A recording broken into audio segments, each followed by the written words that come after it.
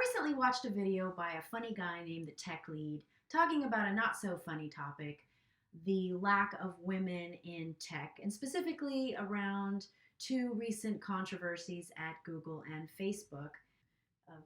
The Google situation resulted in a memo that apparently went viral. I don't know. I've been off of Twitter for a couple months. Yes, I'm boasting. And so I missed that, but I did read the memo and thought a little bit about the controversy around a woman who said why she wouldn't be returning to Google after her maternity leave was over. And I have a little bit of experience with maternity leave in a corporate setting. I was the editor of a tech magazine when I had my first child. I had to successfully lobby to get my job back when I came back in the same position. That's a difficult area to negotiate. And I certainly experienced the difficulties of being a woman both in tech and in corporate setting, although I think things are getting a lot better. I want to share with you a slightly different take that I had on the situation. So let's get to the memo. I won't certainly read it all, but I just wanted to set a few points. She says, I'm not returning to Google after maternity leave, and here is why. My story of retaliation and discrimination at Google. So there's a little bit of a preamble, and then she says, a year and a half ago, after 4 years of strong performance that included 2 superb ratings and several strongly exceeds, I was promoted into a position of managing a team of 5 Googlers. This resulted in my reporting directly to my director, who had previously shared glowing comments about my work via 2 prior perf cycles, meaning I'm assuming performance cycles. Given my increased responsibilities, my director and I discussed a fast track toward my going up for a promotion to L6. Our plan was reflected in my director's comments in the following perf cycle, in which she noted my trending up in performance. Now, this gets very detailed, and you can go ahead and search for this and read it on your own if you like, but really, in my humble opinion, it doesn't read that differently from many similar situations where there's a lot of back and forth. She starts off reporting stuff to HR, which of course, I've never reported anything to HR on my own, but I think we all should know by now, HR is not your friend. It's neither the way to get a job nor the way to keep one usually. I mean, they can be your friend, but I'm just saying their interests are aligned with the company, not you. Now, there's an interesting wrinkle here, which is that all of the managers that she describes in this memo are women. And not only that, it appears that most of the managers are women who have themselves been pregnant and had children. So they're sharing various insights. Now, I think, again, that's interesting, and certainly for maybe, a lawyer might comment about, I think in a way it does point out the fact that, tricky topics like, say, pregnancy and medical issues, even for a woman, could get you in trouble as a manager. But actually, that's not my point. My point is just right at the top of reading this letter. As soon as she says the strongly exceeds and the perf cycle and becoming an L6, again, I understand maybe this is an internal memo, but my first feeling, reading all of the comments and what what went down, is that the culture is rather toxic, and not in a way that I would say is unique, but in a way that's increasingly pervasive.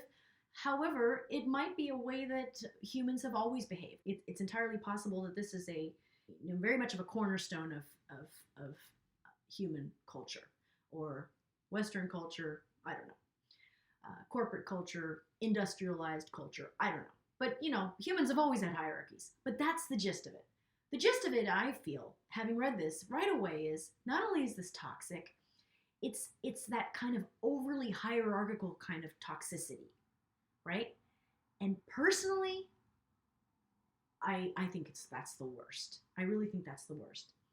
And let me tell you a great irony, is that while I've experienced a little bit of, just the uncomfortable nature of hierarchy within a business setting in my life on a few occasions, ironically, I've experienced it inside of a band or several bands. I've experienced it in churches. I've experienced it in volunteer groups and charities. I've experienced it in organizations working with children and schools. So that does lead me to believe that it's somewhat of a human problem.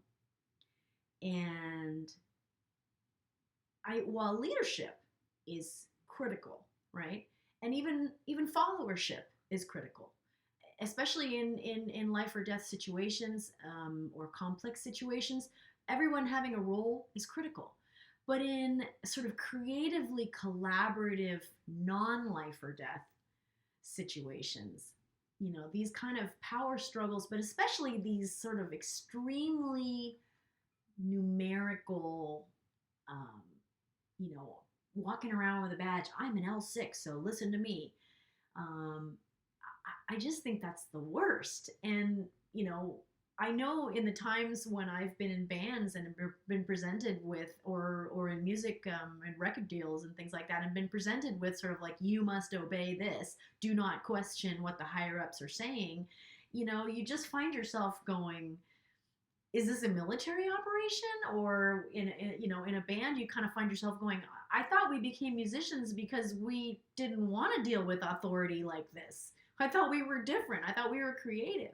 But no, it turns out that for many people, there is that sort of always wanting to fly the flag of, I am the leader. And I think ultimately, like I said, it's this hierarchical thinking. And so that's the point. I don't ever want on my channel to go into political questions or even too much of hot button questions.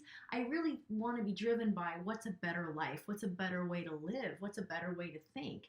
And I feel like hierarchical thinking, my instinct is that it's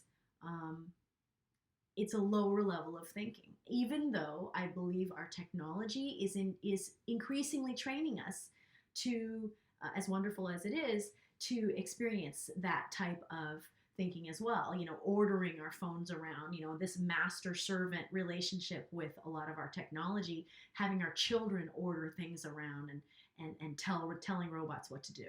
And I don't think that that's good for your soul. In fact, they've said that leadership is actually rather toxic for people because you get all these sycophants all around you, and really the only cure for it is to not be a leader anymore.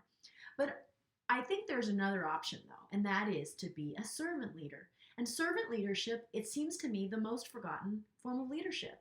Servant leadership isn't about who talks the most or the loudest. It's not about who has the L6 in their title or whatever other levels exist.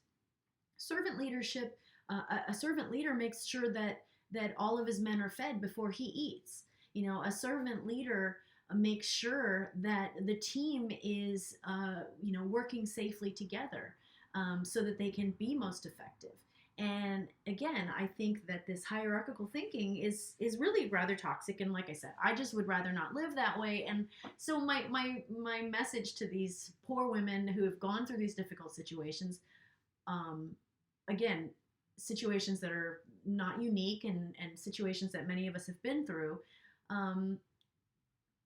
I think life's too short to live that way. So you don't need to. You can go find some other place, and hopefully you will find a place where you can be all the nice and lovely and nurturing things, but also get away from this sort of like, let me go report you to HR and all that stuff. Again, if it's life and death, okay, or criminal or whatever, but in general, it just seems like no way to live. And so I want to end this video with a little quote from one of my favorite books, The Little Prince. And I'm translating here because I couldn't find it in English. I have one in Spanish and I have one in French. But I was so happy that I just did find this because it's right in the beginning of the book, and he's talking about adults.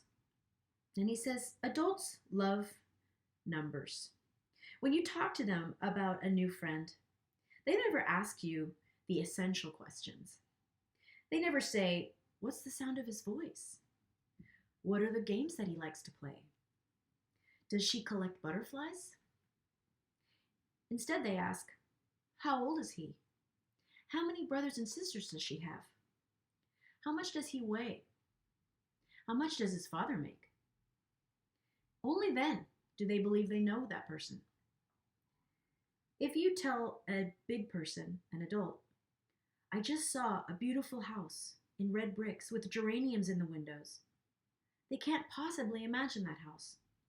You have to tell them, I saw a house that was 500,000 francs. Then they'll cry out, oh, how beautiful. Numbers, titles, levels, hierarchical thinking. I don't know. It rubs me the wrong way. And I would love it if you happen to have, because I haven't done any real reading about this, it's just sort of my instinct, but I would love to know if there's sort of philosophical reading around that. And like I said, I don't really want to get into a debate about the other parts of it, because I think we've all been through various injustices, and that's not really my point, is to debate about that, but rather the bigger question of hierarchical thinking, which perhaps is at the root of all injustice, right? So thanks for watching, and feel free to share if you have some knowledge that can help me grow. Thanks. So bye. Can you not do that right now? Don't do that.